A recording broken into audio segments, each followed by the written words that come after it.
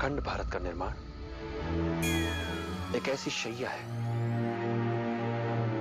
जिस पर तरह तरह के आत्मानुशासन के कांटे बिछे हैं,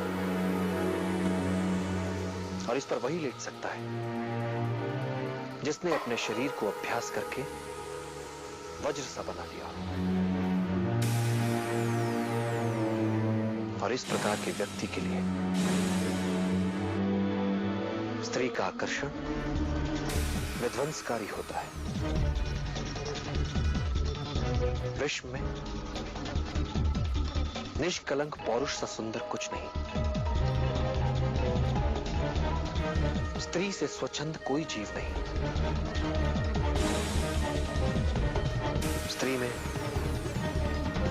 पुरुष से 2 गुना भूख, 4 गुना लज्जा और 8 गुना कामुकता होती है। भले ही ये तुम मान लो कि तुमने सब कुछ जान लिया है, फिर भी तुम स्त्री को कभी नहीं जान सकते।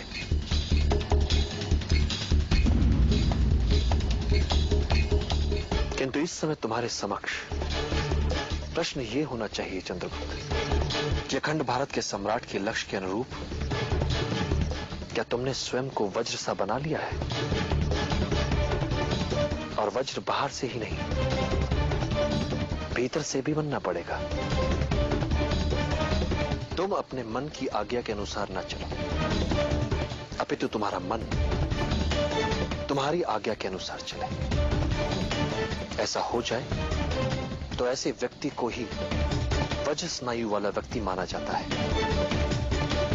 और इतने बड़े लक्ष्य के लिए इससे कम की अपेक्षा की भी नहीं जा सकती। तो चंद्रगुप्त, विगत दिनों के अनुभवों ने यदि तुम्हारे मन को उद्वेलित किया है, तो अपने मन को फिर से वश में करो और लक्ष्य पर अपना ध्यान केंद्रित करो।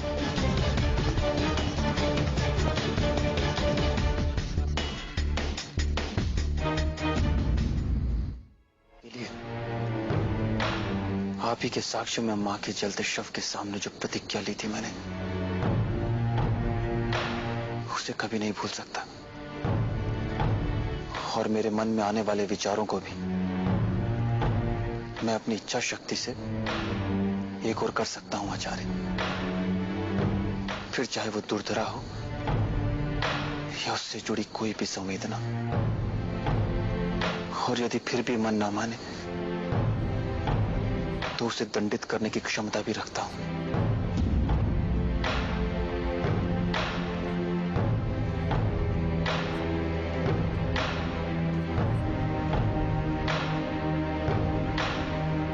आप ही के चरणों में बैठकर इसका अभ्यास किया है मैंने।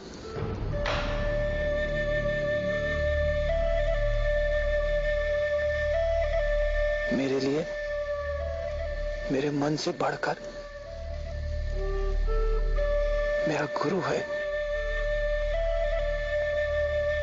आप हैं आचार्य। ये तो बस मेरे मन के भाव मुझे पीड़ा दे रहे हैं।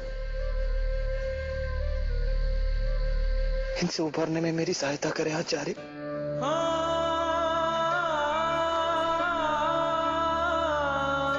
मेरी सहायता करें।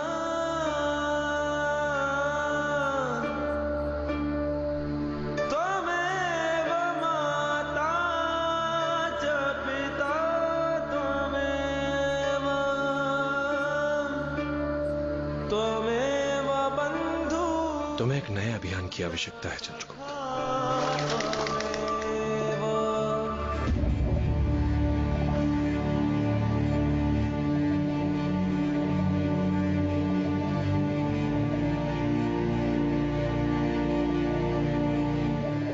धनानंद राजगृह की जनता को फिर से अपनी सेना में अग्रिम पंक्ति के पदाती सैनिकों के रूप में बलपूर्वक अपनी सेना में लेकर कलिंग विद्रोहियों को कुचलने वाला है।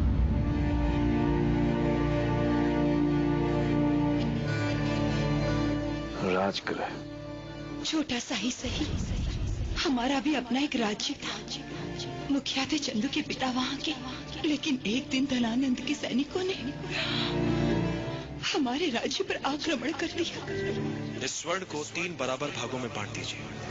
इससे आप यहाँ छोटा किंतु एक विशिष्ट गुरुकुल खोलेंगे, जिसमें आपके कबीले के सभी वीर और भविष्य हम जो सेना बनाने वाले हैं उसमें जिन्हें भी जोड़ा जाएगा, ताकि समय आने पर वो धनानंद की सशस्त्र सेना से लोहा ले सके। राजगृह जनसाधारण को सेना में बलपूर्वक अग्रिम पंक्ति के पदाति सैनिक बनाने के लिए तैयार किया जाएगा, और हमें चाहिए जनशक्ति। उत्तम।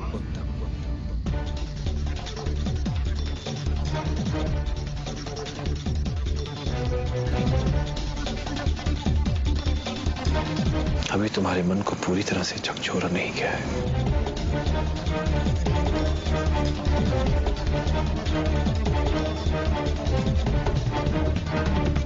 ये अच्छी बात है चंद्रगुप्त। आज तक किसी भी अभियान ने तुम्हारे मन को पूरी तरह से नहीं झकझोरा है, और इस अभियान के लिए तुम्हारे साहस के साथ साथ तुम्हारे हृदय की दृढ़ता की भी आवश्यकता पड़ेगी। अच्छा अभ्यास रहेगा ये।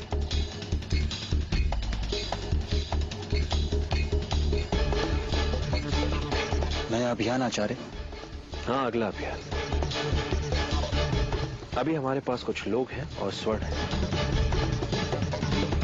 और इन कुछ लोगों का सैन्य प्रशिक्षण भी आरंभ हो चुका है।